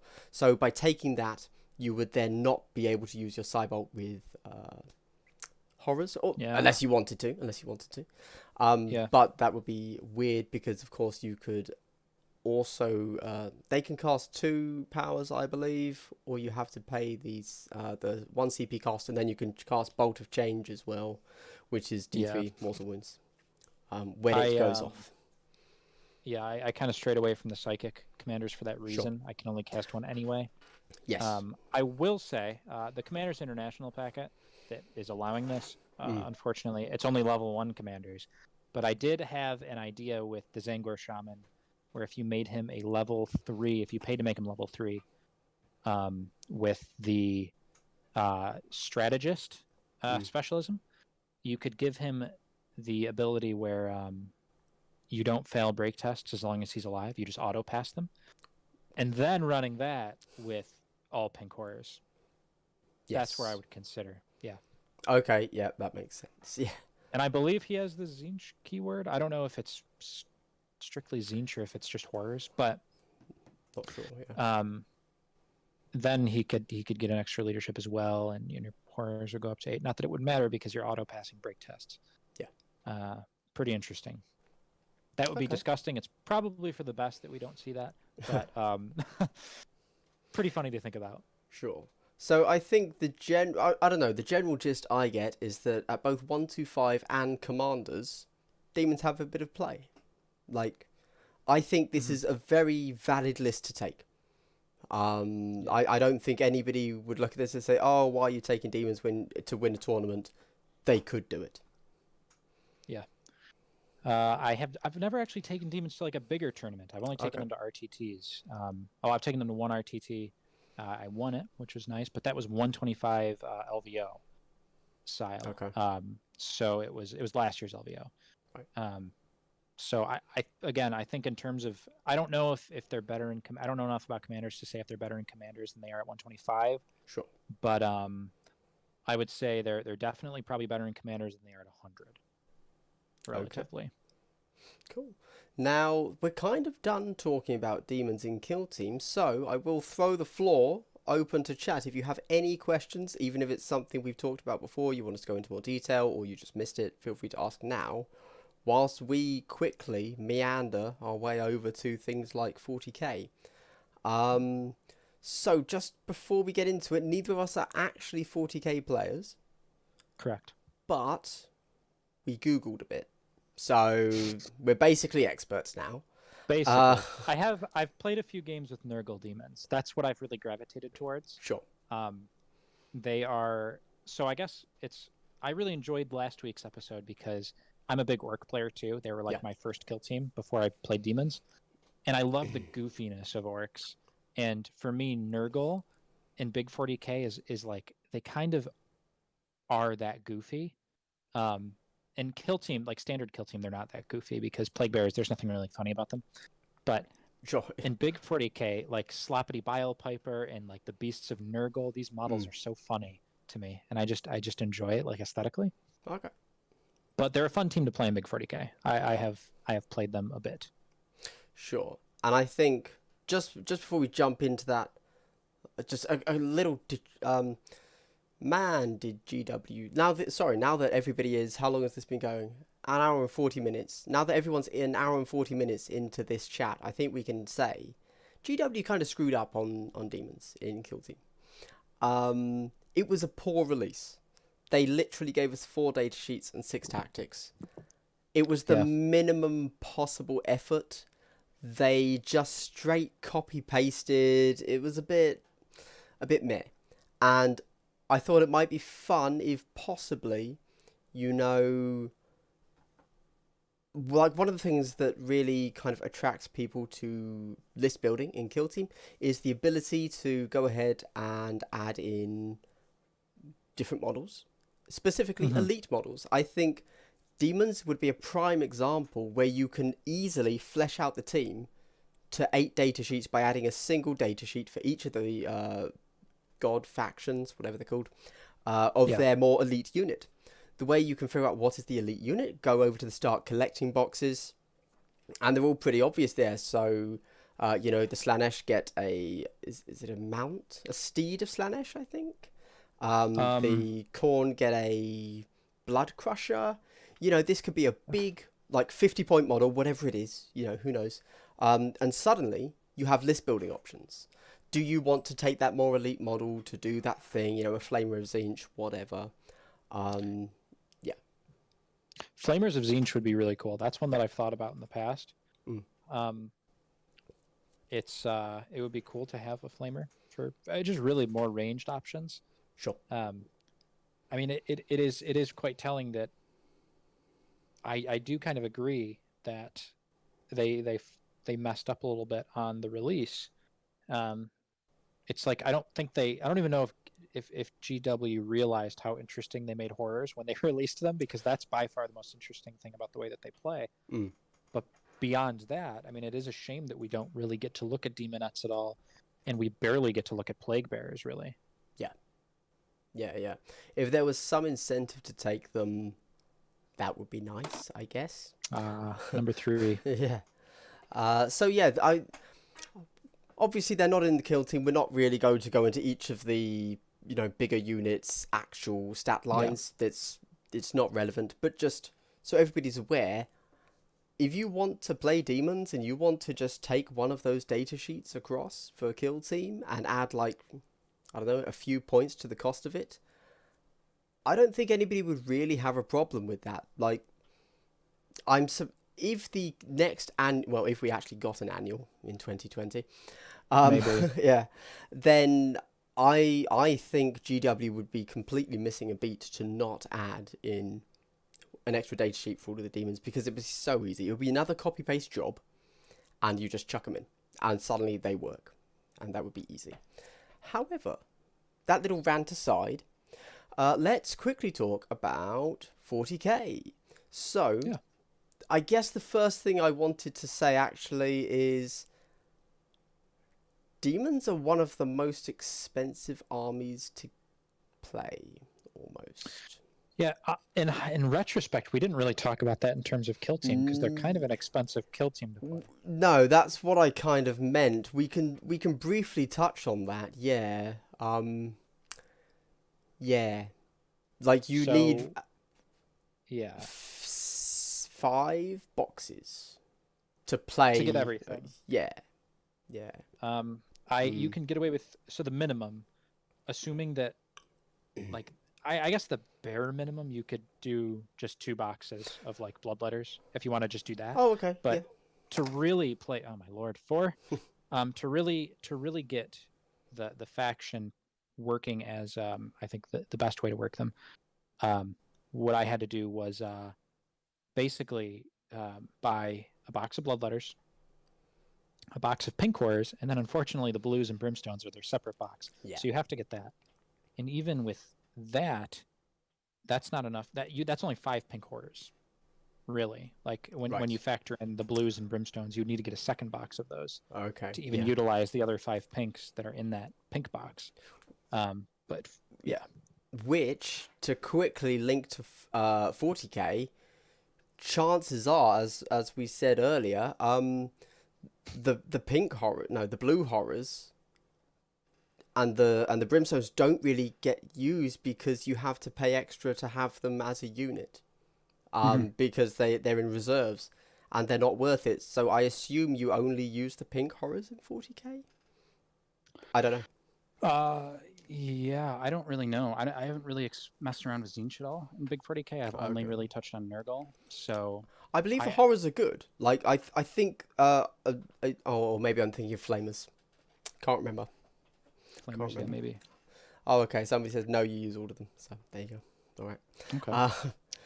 But I wish that I was gonna say I wish that the Beasts of Nurgle were not on 60 mil bases, because then you could maybe think about bringing them to kill team. Oh, they're 60s, right? Unfortunately, yeah, they're on 60 mil base. If they're 40s, I would be begging GW to bring them over. Well, the Tower Commander's a 60. That's true. Yeah, it doesn't fit through an arena door. No. Yeah, poor Tau. Gosh. Yeah, really. Yeah. I don't know how much they thought about that. No. So, yeah, the other thing I like to do, and this is obviously a personal quirk, is I always like to think, oh, I'm getting this kill team, but I might play 40k with them. So I really look at start collecting boxes as a viable option to play the kill team of them, thinking I'll get extra use out of it later when I go into 40k. That's not really a goer with demons for a few reasons. Firstly, you would have to buy all 4 of these start collecting boxes, which is a crazy amount. And I looked into this a while ago, and one of the big issues is if you are... so we also have to talk about Monogard and then Multigod.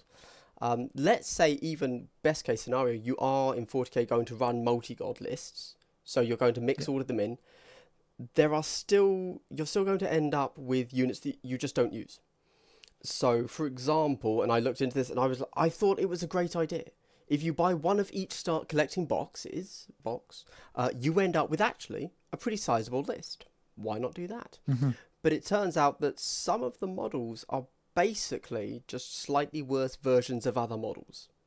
So, for example, the Demonets, if you're running multi-god lists, there's no real point in taking them.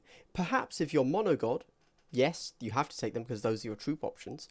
But in multi-god, well, you'd always go Plague Bearers, or you'd always go Bloodletters because they're just flat out better in general. Yeah. And likewise, the Steeds of Slanesh, why would you ever take them when you could take X or Y? So you end up with a lot of bad models, or models that you just won't use in 40k.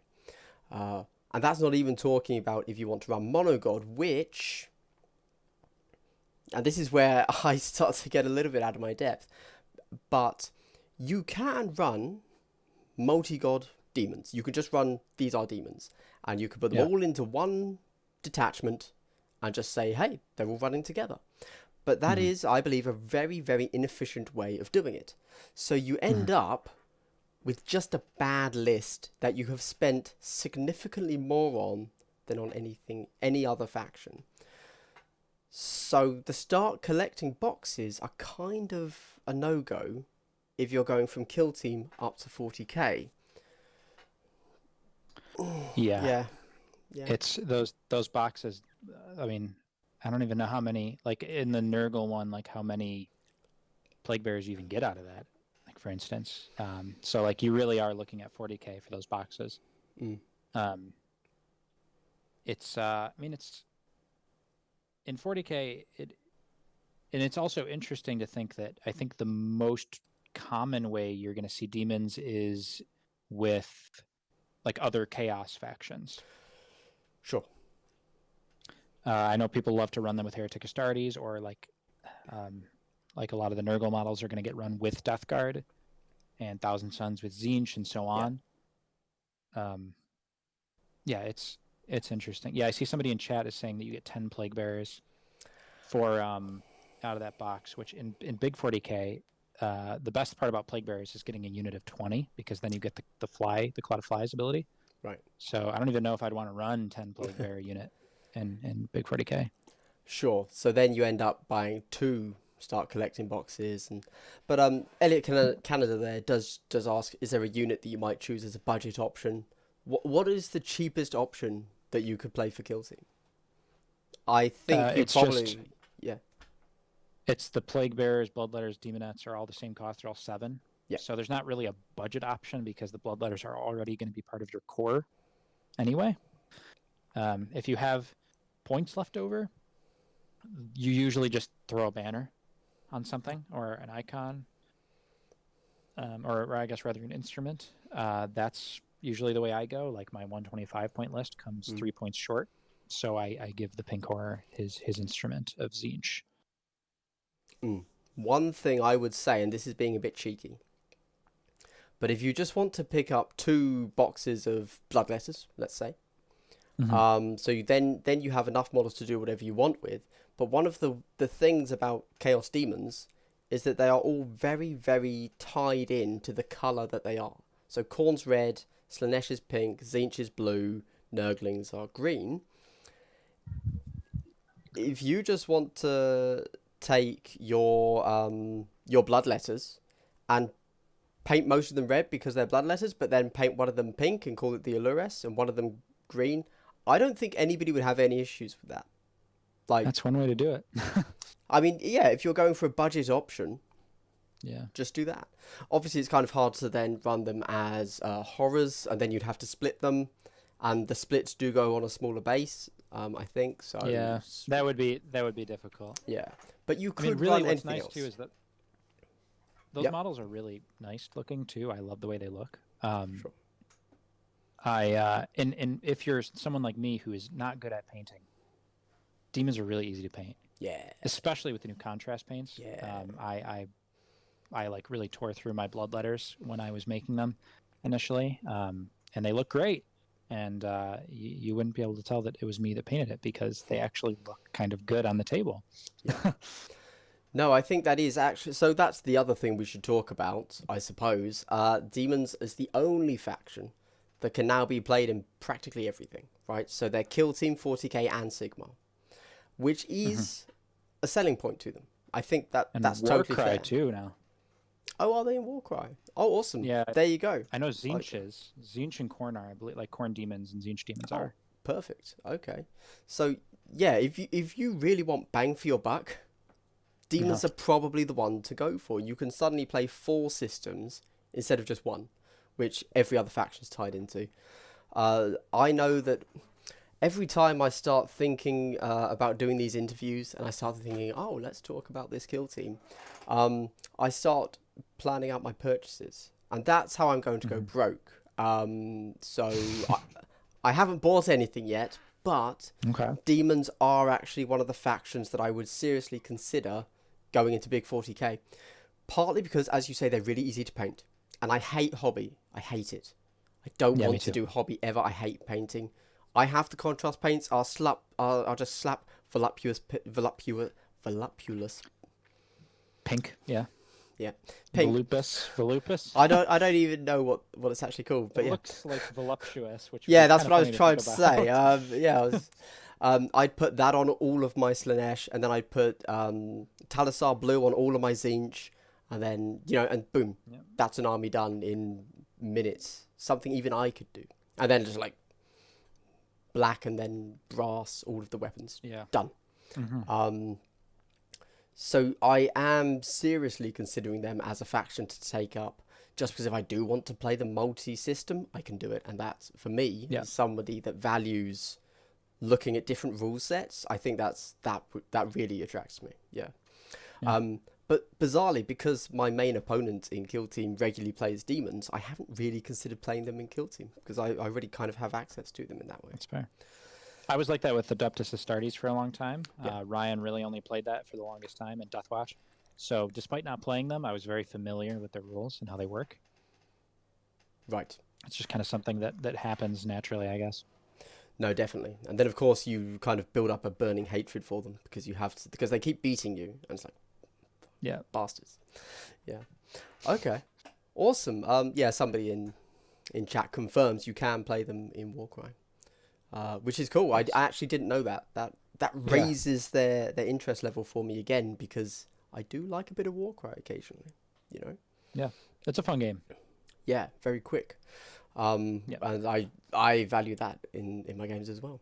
But anyway, I think we're kind of at the end. We didn't give a particularly satisfying answer to how to play kill teams in 40k, because it really isn't compatible with Kill Team, the things that you would purchase.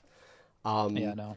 And as you said, they kind of slot more into a smaller list for another faction.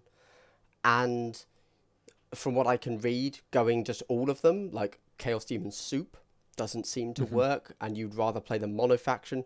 But as we were discussing, mono faction doesn't really work in Kill Team, so it's a bit of a mess. And it's one of the few ones where I would almost say, start at 40k and work your way down to Kill Team.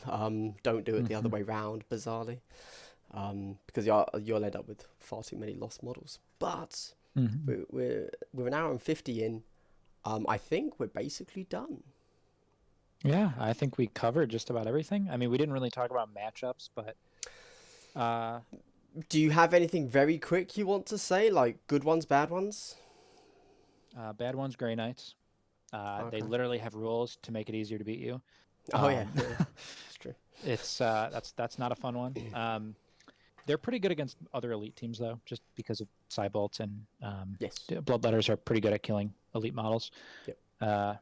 They struggle against other killy hordes, I would say. Well, they don't struggle, but it becomes a little bit more difficult, and that's where the initiative stuff comes in. Losing initiative, winning initiative at the right time. What's that? 5, 6? I think 4. But yeah. 4? Oh, okay. Yeah, doing Not well. too bad. Hey, over 2 hours. That's like once every half hour. That's not too Yeah, bad. yeah. Their matchups. Novak Necrons is bad, but that's for any melee horde. Sure. Yeah. They don't really have any like auto lose though. I mean, Grey Knights should probably be the closest to that, and I've beaten Grey Knights before with demons. Okay. I mean, I suppose the advantage you do have that other teams possibly don't is you can probably have an attempt at denying every time. You are at a disadvantage because GK are +1, but yeah, makes it real hard. Yes, yeah. Okay, yeah, fair enough. Fair enough. Cool. Cool. All right. Well, thank you very much for coming on, Shane. It's been great to have you. I could have muddled my way through because of my experience with facing demons, but I couldn't have made those lists. Couldn't have given any of the good anecdotes you did. So thank you very much. For anybody unaware and you've just tuned in, this is Shane from the Command Point podcast. Do you want to? Yep. What do you do on Command Point? Well, we are if you like a lot of Glass's like interview style stuff or any of the like competitive analysis that like Demonets does, check us out. We do faction breakdowns as well, and we do plenty of high like profile player interviews that we can like usually related to tournament results. And I guess the best thing that we have going is the tournaments that we run on Tabletop Simulator. If you're interested in any of that at all and you want to play Kill Team with some of the best players in the world, then check us out. Follow us on Spotify, subscribe on YouTube, whatever.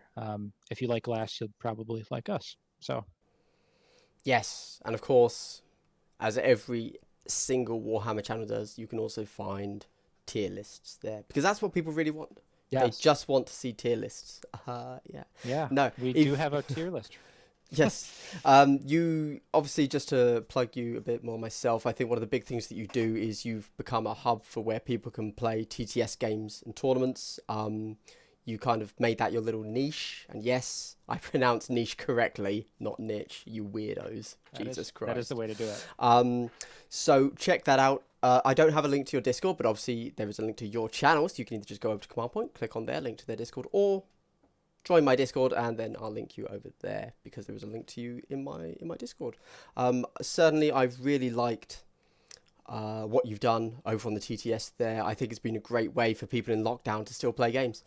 So it's been really good to follow along. Yeah, it's been awesome. Yeah, and also one other thing is I mentioned the tournaments, but we also do Twitch streams of tournament games with like commentary, kind of like you're watching, like at LVO, like we had commentary there. But it's kind of rare for Kill Team games. It's usually just bat reps.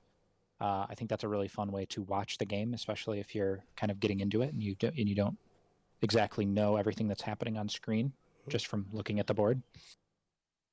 Yes, and one thing that I think is really fun is a lot of people consume Warhammer content by when they are hobbying. They will just listen to 3-hour-long podcasts. Often on your channel, when people are playing, they will stream it to the Discord, so you can just watch that instead. That's something I used to do all the time. So definitely check that out. But okay, thank you very much for talking about demons with us. Hopefully anybody in here that didn't know about demons before now knows about them. As we said, they are very much a viable faction at 125 and probably with commanders as well. So there you go. Do you want to say goodbye? Yeah. Thank you for having me on. Thank you everybody for tuning in. It's been a really good time. I love talking about demons and I love talking about kill teams. So easy for me. See you guys later. Awesome. Thank you very much, everybody that has watched live. I hope you've enjoyed this pro level and beginner level demons faction breakdown. And next week I've got AdMech. And I've got the other half of Strategic Maneuvers coming along to really give us everything he knows about it. So I'm pretty excited for that as well. All right, well, I will see you guys during the week, but not live, and then Sunday live. And thank you very much, and have a good night, everybody.